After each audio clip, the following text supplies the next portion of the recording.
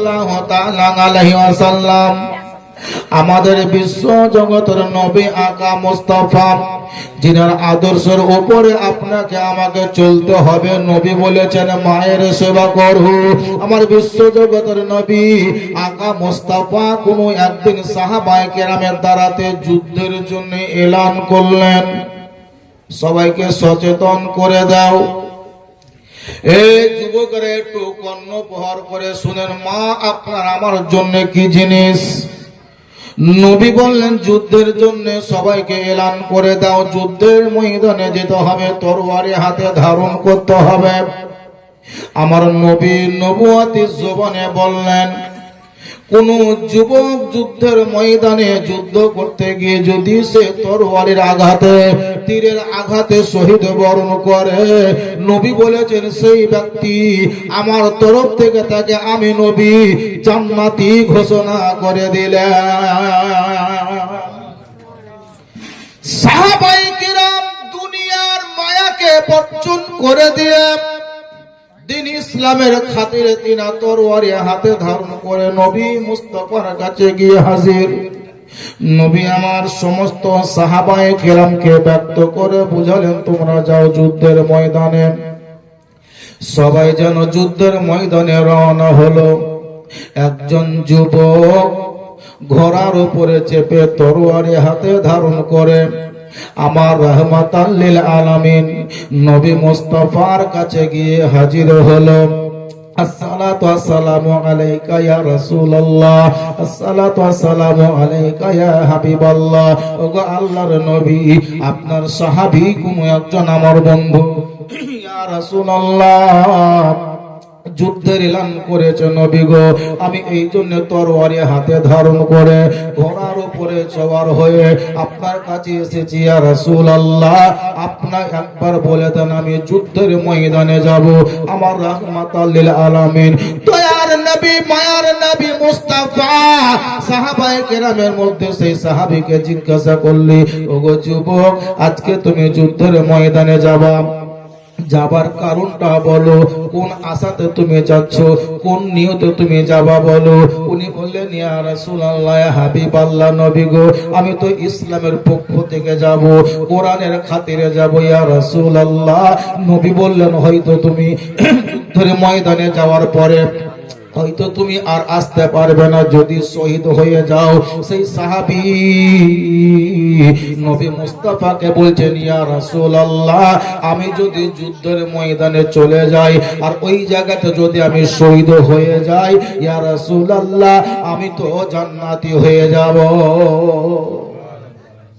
বলি ইয়া রাসূলুল্লাহ আমি যেন জান্নাতি হতে পারি, জান্নাতের আশায় যুদ্ধের ময়দানে যাব ইয়া রাসূলুল্লাহ। নবী আমার বললেন তুমি কি জান্নাতি হওয়ার জন্য যাওয়া? বলে ইয়া রাসূলুল্লাহ হ্যাঁ। নবী বলছেন দাঁড়াও, যুদ্ধের ময়দানে তোমাকে যেতে হবে না, একটু অপেক্ষা করো। নবী জিজ্ঞাসা করছেন যখন তুমি তরবারি হাতে ধারণ করে ঘোড়ার উপরে চেপে এই যুদ্ধের ময়দানে যাব নিয়ত করে বাড়ি থেকে বেরিয়েছিল, তুমি বলো তোমার বাড়িতে মেম্বার হিসেবে কতজন ছিল, কে কে তোমার বাড়িতে ছিল বলো।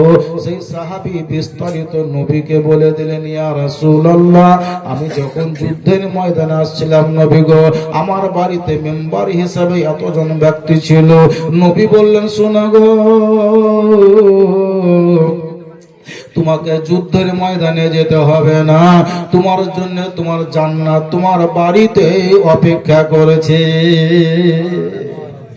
তোমার জন্য তোমার জান্নাত বাড়িতে অপেক্ষা করছে, যাও জান্নাত খোঁজ করে নাও। সেই সাহাবীকে বলে তোমাকে যুদ্ধের ময়দানে যেতে হবে না, যুদ্ধ করতে হবে না, তরবারি চালাতে হবে না, কিছুই করতে হবে না, তোমার জান্নাত তোমার বাড়িতে অপেক্ষা করছে। নবী বলছেন যাও তুমি তোমার বাড়িতে জান্নাতটা খোঁজ করে নাও। এই সাহাবী বেশি দেরি না করে ঘোড়ার উপরে চেপে আবার বাড়ির দিকে রওনা হয়ে গেলেন। আর বাড়িতে আসার পরে জান্নাত তিনি খোঁজ করতে লাগলেন। বাড়িতে এসে জান্নাত খুঁজছে খুব। উপরে নিচে ভিতরে বাইরে আন্টা কান্টা কুটির ভিতরে গোলার ভিতরে চোখের নিচে আলমারির ভিতরে ছাদের উপরে চালার উপরে সব জায়গা উনি খোঁজ করলেন, কিন্তু কোন জায়গাতে উনি জান্নাত দেখতে পাননি। চিরুনি তাল্লাশি করে সব সার্ভে করে দেখলে জান্নাত তো কোথাও পেলাম না। কিন্তু নবী বলেছেন তোমার জান্নাত বাড়িতে অপেক্ষা করছে। দুনিয়ার কথা একদিকে হতে পারে, কিন্তু আমার নবী মুস্তাফার কথা মিথ্যা হতে পারে না। বুঝতে বা জানতে পারা যায়নি, এর জন্য সাহাবী রাসূল আমার নবীর কাছে গেলেন, ইয়া রাসূলুল্লাহ, নবী গো আমি আমার বাড়িটা চিরুনি তাল্লাশি করে খোঁজ করলাম, নবী গো আমার বাড়ির ভিতরে কোথাও জান্নাত দেখতে পেলাম না, কোন জায়গাতে জান্নাত আমার চোখে পড়েনি। ইয়া রাসূলুল্লাহ, আমার জান্নাত কোথায় আছে একবার আপনি একটু জানিয়ে দেন। আমার নবী বলছেন, গো সাহাবী শোনো, যখন তুমি আমার কাছ থেকে বাড়ি ফেরত গেলা, বলো বলো তোমার মা জননী কোথায় বসেছিল? ওই সাহাবী কেঁদে কেঁদে বলছেন, ইয়া রাসূলুল্লাহ, আমার মা আমাকে কতই না ভালোবেসেছিল। আমি যখন যুদ্ধের জন্য বেরিয়েছিলাম, আমার মা আমাকে আলবেদা জানিয়েছিল, আমার মা আমাকে বিদায় দিয়েছিল। আমার জননী মা আমাকে বিদায় দেওয়ার পরে যেন তিনি বাড়ির বাইরে দরজায় বসেছিলেন। ইয়া রাসূলুল্লাহ, আমার মা আমাকে যখন বাড়ি থেকে বিদায় দিলেন, যুদ্ধের জন্য রওনা হলাম, নবী গো আমার মা আমাকে কতই না ভালোবেসেছিল। আমার মা দরজার কাছে বসেছিল, আমি যত দূর পর্যন্ত আড়ালো হয়নি। ইয়া রাসূলুল্লাহ, আমার জন্মধারণী মা আমার দিকে টুকটুক করে তাকিয়ে দেখতেছিল। ইয়া রাসূলুল্লাহ, আপনার কাছে তো আমি চলে এলাম, নবী গো আপনার কাছ থেকে যাওয়ার পরে আমি দেখলাম আমার মা জননী আমার অপেক্ষায় দরজার উপরে বসেছিলেন। ইয়া রাসূলুল্লাহ, ইয়া হাবিবাল্লাহ, নবী গো আমি যখন বাড়ির ভিতরে জান্নাত খোঁজ করার জন্য ঢুকলাম, নবী গো আমার মা জননী দরজায় বসেছিল।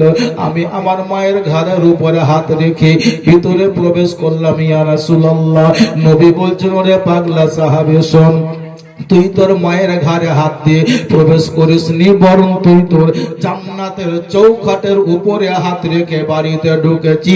তোমার মা হলো তোমার জন্য জান্নাত। মায়ের দোয়া লাও, মাকে খুশি করো, রাজি করো।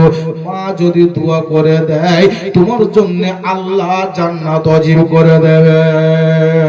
মা যদি খুশি হয়ে যায়, মা যদি দোয়া করে দেয়, মায়ের দোয়া বাদ যায় না।